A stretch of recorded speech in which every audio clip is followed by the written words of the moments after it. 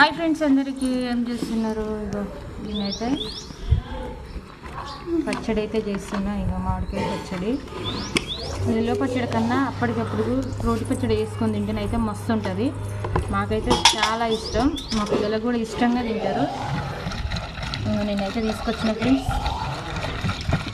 ఎట్లా చేయాలంటే చాలా సింపుల్గా ఏవైనా కారం, ఎల్లిపాయ, జీలకర్ర, మెంతుల పొడి అంతే తాలింపు పెట్టుకోవాలి.